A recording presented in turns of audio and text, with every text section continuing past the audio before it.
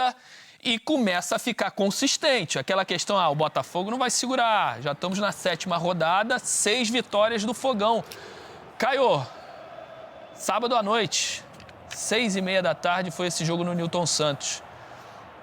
Não é só a colocação, não é o fato de ser líder e não é só a imposição em relação ao que foi o jogo do Fluminense. É o tamanho dos adversários. Botafogo bateu no São Paulo, Botafogo bateu no Corinthians, Botafogo bateu no Fluminense. No Atlético. Bateu no Galo. Estamos falando de times que antes de começar o campeonato, todos nós imaginávamos brigando no Flamengo. No Flamengo, No Clássico, no Flamengo. Então eram times que a gente estava imaginando brigando pelo título e por zona de Libertadores.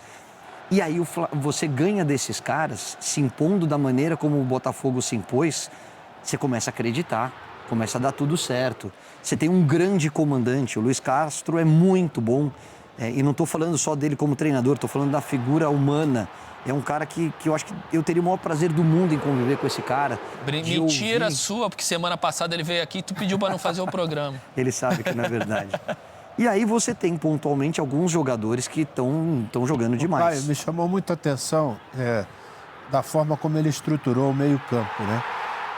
Ele tem o Tietê, que é extremamente dinâmico. Ele tem o Gabriel Pires, que é mais pensador, menos dinâmico. Tem uma canhota boa, virada de jogo. E ele tem o Eduardo, que é o cara que se posiciona todas as vezes que o Botafogo pega a bola numa zona morta, onde ele procura jogar com uma certa liberdade. Os dois que jogam pelos lados, né? Tanto o Júnior Santos. Júnior Santos é uma força da natureza. Máquina. Ele, quando embala, ele não é somente veloz, ele tem habilidade também. Tem recurso, né, Márcio?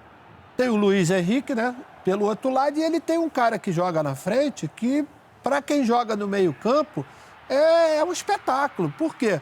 Porque toda bola que você está em dificuldade, você joga ou não joga no chão, ou joga no peito dele, que é o Tiquinho Soares, que ele segura essa bola como poucos. Joga muito. Inteligente. Muito acima da média. Entendeu? Joga muito. E esse cara, ele faz com que os dois setores, né, de meio campo e defesa, deem uma respirada, né? E o Botafogo hoje tem uma estrutura, principalmente na parte tática, que facilita pra caramba, né? A gente vê que já existe um padrão de jogo no Botafogo. Mesmo quando sai um, entra outro, você já tem um padrão de jogo. Líder do campeonato, com 7 jogos e 6 vitórias, não é por coincidência. Alguma coisa está sendo feita. E o Botafogo fez contra o Fluminense. O Flamengo fez muitas faltas, né? Com poucos cartões amarelos. O Botafogo, eu acho que fez 6 faltas no jogo. O jogo inteiro. E fazendo essa marcação lá em cima do Fluminense. Tanto que o Nino, no final do jogo, ele diz, não, eles complicaram a nossa saída, a gente às vezes não sabia se estava a bola longa, tentava jogar novamente.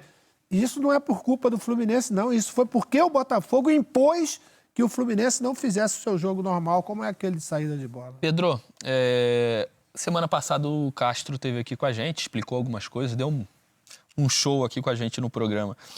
Ele falou que ele planeja esse Botafogo, diante de muito pouco tempo, de 3 em 3 jogos. E ele vai entendendo a parte física, vai conversando com fisiologia, com preparadores físicos e também as associações entre os jogadores. Isso pauta a escalação dele. O que me chamou a atenção no jogo do Fluminense, ele mudou um pouquinho. Ele, no início do Campeonato Brasileiro, ele jogou com Tietê, Danilo e Eduardo. Jogo do Flamengo. Jogo do Atlético Mineiro, ele joga com Marlon, Lucas e o Gabriel Pires.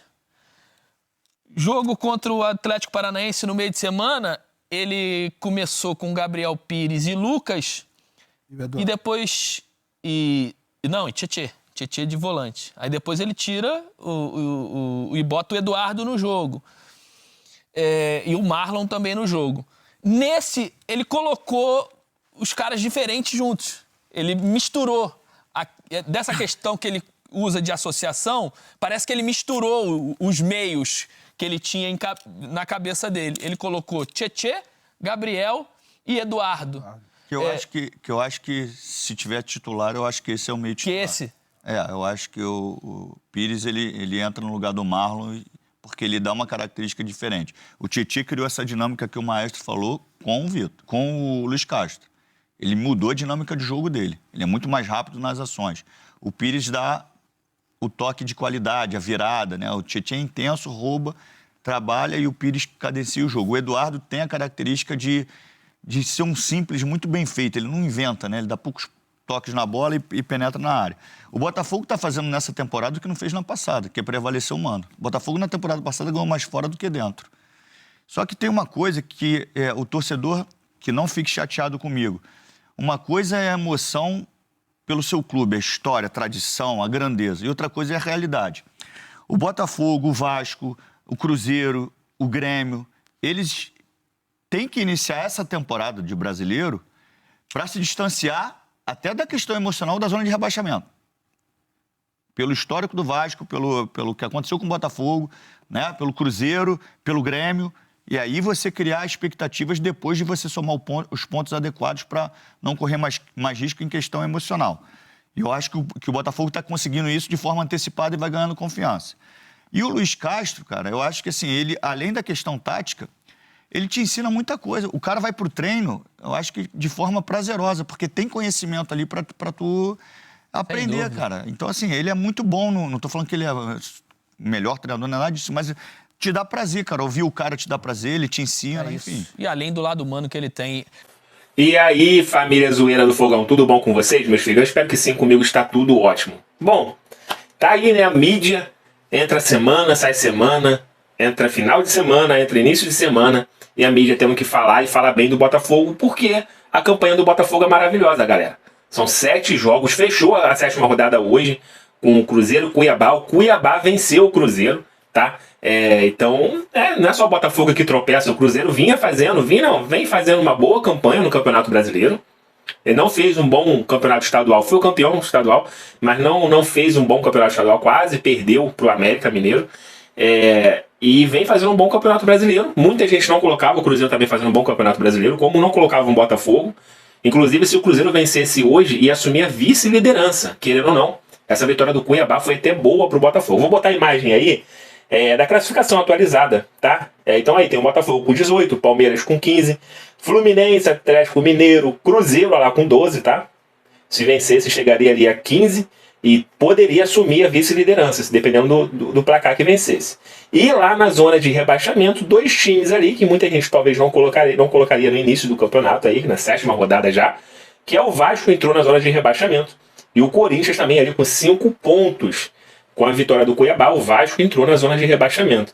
Muito botafoguenses no início do ano, quando o Vasco virou SAF, falaram que era a melhor SAF do futebol brasileiro, na frente do Cruzeiro, na frente do Bahia e do Botafogo. Então tá aí, para vocês botafoguenses que falavam de boca cheia, de que a SAF do Vasco era a melhor SAF do Brasil, tá aí o resultado.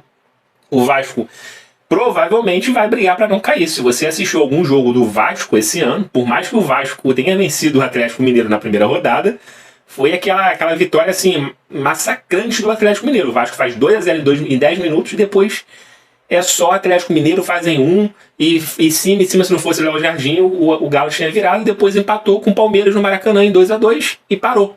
Tá? O Vasco aí só tem uma vitória no campeonato, que é na primeira rodada, talvez pela empolgação de ter subido novamente, estreando no Campeonato Brasileiro na Série A, tenha feito a melhor partida deles no Campeonato Brasileiro, que foi contra o Atlético Mineiro, que mesmo assim foi ataque contra a defesa do Galo. Então, tá aí o resultado. O Botafogo, o primeiro ano da SAF do Botafogo, a gente terminou ali na Sul-Americana, e se o Vasco não abrir o olho, vai terminar na Série B, mesmo estando com a SAF aí. Bom, eu achei ali um pouquinho de exagero do Pedrinho em falar que o Botafogo ainda tem esse fantasma da Série B. Vocês sentem esse fantasma da Série B? Eu, sinceramente, não sinto mais. Porque a gente é líder e tal. Não. Ano passado, eu já sentia muita confiança no Botafogo. O Botafogo ficou a 3 pontos, uma vitória da Libertadores de 2023. Fizemos um bom campeonato. Montamos 3 times diferentes no processo da SAF de 2022, e mesmo assim o Botafogo não sofreu tanto no campeonato, ficamos ali entre 11º e 12º, não lembro, pegamos a Sul-Americana, e eu não senti esse fantasma da Série B. E esse ano, muito menos. O Botafogo indo bem na Copa do Brasil, tem tudo para passar do Atlético Paranaense, tem tudo sim, pode não passar, mas tem tudo para passar. Estamos vivos na Sul-Americana e somos líderes do Campeonato Brasileiro, então não vejo esse fantasma e nem consigo projetar futuros fantasmas de rebaixamento. Não consigo. Hoje eu não consigo. Eu confio demais no projeto. Eu acho que a SAF do Botafogo é sim a melhor SAF do Brasil, na frente do Vasco, do Cruzeiro, do Bahia. Eu acho que os caras sabem trabalhar muito bem, conseguiram montar um time, souberam investir o dinheiro, reforma no estádio Newton Santos, treinador, muita gente não gosta do Castro, ele vacilou algumas partidas sim, pedimos a cabeça dele, a maioria dos botafoguenses, não todos, pediram a cabeça dele, eu pedi a cabeça dele quando a gente não se classificou na semifinal do Campeonato Carioca, mas temos que admitir que o trabalho dele está sendo bem feito. Depois que chegou peças de reposição, e depois que ele tirou o Lucas Piazon do time, ele se encontrou com o Botafogo se encontrou com ele e tem feito um bom trabalho. E olha que todo jogo do Botafogo praticamente é uma escalação diferente, ele fazendo essa rodagem de jogadores, poupando jogadores para poder conseguir disputar 3 competições. Até onde a gente vai nas 3 competições, eu não sei. Mas ele falou que como o próprio Castro falou, que não vai falar essa aqui é a minha preferida, a minha competição, vamos jogar nossa força nessa competição. Ele não deu privilégio nenhuma competição. Ele falou, estamos vivos em todas, vamos competir em todas. Então por isso essa rodagem. Inclusive, o próximo jogo do Botafogo aí, contra o América Mineiro, não vamos ter o Tiquinho. Não temos o Matheus Nascimento. Então vamos ter o Janderson. Provavelmente o Janderson no ataque do Botafogo. É o outro lugar que o Botafogo precisa correr urgentemente para ter um substituto ali para o Tiquinho Soares à altura, pelo menos perto da altura dele. A altura que eu falo é de nível técnico, tá, gente?